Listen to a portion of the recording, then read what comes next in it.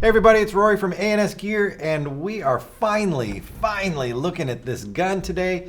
This gun has been teased way back in February or March, I guess. It would have been the Vegas, the first event of 2019. We've seen pictures of it. We've seen videos of it at assembly, at DLX. We've seen all sorts of stuff, but now we're finally actually seeing the gun finished, anodized, assembled, and in my hands. Here it is, the HK Luxe X. Ta-da! So we've got this gun. We're going to take this one out right here. We'll look through the case real quick. I mean, the case is the same. It hasn't changed. The parts that come in it haven't changed as far as the extra things that you're getting.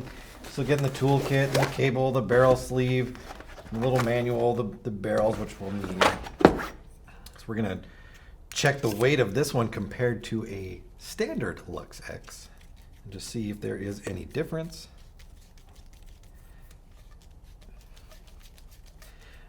So let's put everything together. Same grease, same parts kit. You're getting all the same stuff. It's just the same setup in the box. But what really sets this gun apart is the milling on the outside. So here we have a standard one, standard X, and then we have the Ripper X right here. We can see them side by side. You can see immediate differences right off the bat between the two. But before we kind of like point some of those things out, let's weigh these guns up. Let's see where they stand as far as overall weights go. See if they're the same, see if this one's a little bit lighter, see if it's a little bit heavier. Sometimes guns end up a little bit heavier because they have to add more material to then take material away to get these interesting milling designs on. So let's go here. Let's reset this. Let's change our weight display. So we're at zeros. So a standard X is 28.8 ounces, 1 pound 12 ounces, almost 1 pound 13 ounces. So it was at 112.7. Get that out from underneath there. So 113. So this one is 0.3 of an ounce heavier. Yeah, 112.7, and then this is 113. So in your hands, 0.3 of an ounce, you're never going to feel the difference between that. So I'm going to say they weigh the same. Technically they don't, but for all the people out there who just want to know, I would say they weigh the same. Not going to really feel the difference. Let's pull the barrels off of these because we don't need to worry about the barrels. The barrels are the same, XL barrels. They didn't change the thread on these either. They are still the Ion Impulse style thread, which I guess people refer to now as like a Luxe thread because it's the more common use for that style thread these days. But Ion Impulse thread was the name of it back when. So where to start? Obviously, body design. Body design it's based off the same body, so it's not a different body, but it is milled and machined very different. The eye covers carry the milling design on it as well, so it is not the same eye cover that was used before. It's the same shape around, but they have machined the ripples into the eye cover as well. We see the same stuff up through here. We don't see any machining up through the front of the foregrip right here. This pretty much just stays the same through here.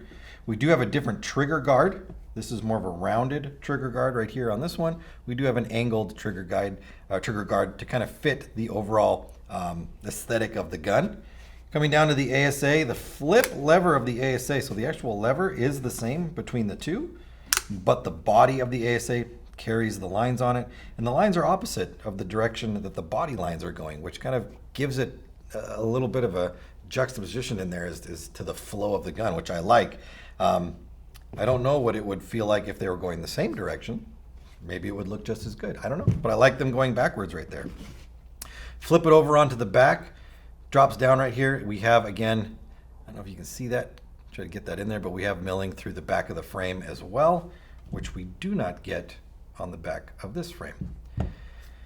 All right, triggers. you can see this is a completely different shaped trigger. And this trigger is exclusive. I don't want to say it's exclusive to this gun, but it comes on this gun. Now this trigger will be available for people who want to purchase them for their Luxe X. If they don't have, if they're not picking up an HK version, they can buy the HK trigger and put it onto their X that they already have.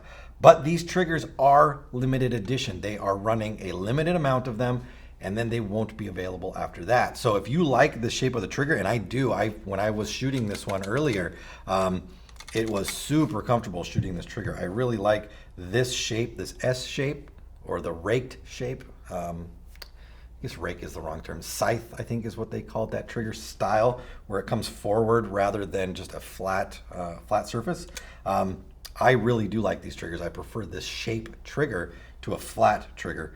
I would recommend picking one of these up if you have a chance to, if you can get one before they sell out, for your X if you are having an X.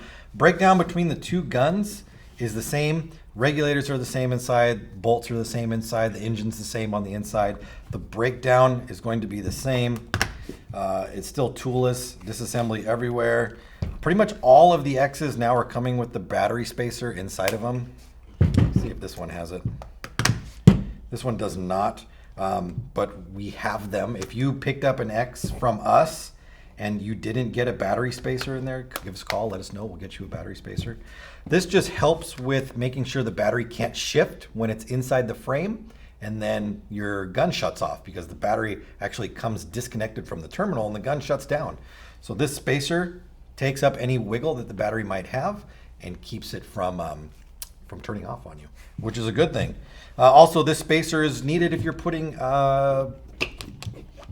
old grips, so the ice grips on your X. You need to make sure you have that spacer in there as well. That talks about that. Let's pull the frame off real quick. Pull the bolt cap off. As we did, I don't know if I said, but the milling lines do continue through the bolt cap to just continue along with the body right there, which makes it look great. Take that down. Let's go ahead and just flip that up. Flip that back and give it a little wiggle, and look at that, pops right off. These guns are just an absolute breeze to work on, pulling them apart, doing any kind of maintenance on them. Should you need to do maintenance on it, and everybody should be doing maintenance on their guns, we all know that there's plenty of us that don't do any maintenance on their guns. That really makes it easy to be able to disassemble well, I don't want to say the entire gun, all the important components of the gun without any tools. It's a lifesaver. I love it.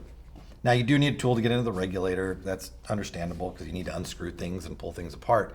But to get into the grip frame, to get into the bolt assembly, all that stuff, I love it. I love it. So again, guns weigh the same. No difference really in weight. Bolt design is the same. The milling is really what sets these off. And we saw early versions. You saw me with like raw versions of the gun before they went to the anodizer. You saw pictures of it. The pictures didn't do it justice. Seeing them here in front of me right now, they look unbelievable. So pick one of these guns up. They won't last forever. The guns are limited edition run. The triggers limited edition run. Everything about this is limited edition. So if you haven't gotten into the pre-orders, you need to do it now or you won't get a gun. Get one from us, Luxe X by HK. It's available through the website. Order yours now through ansgear.com.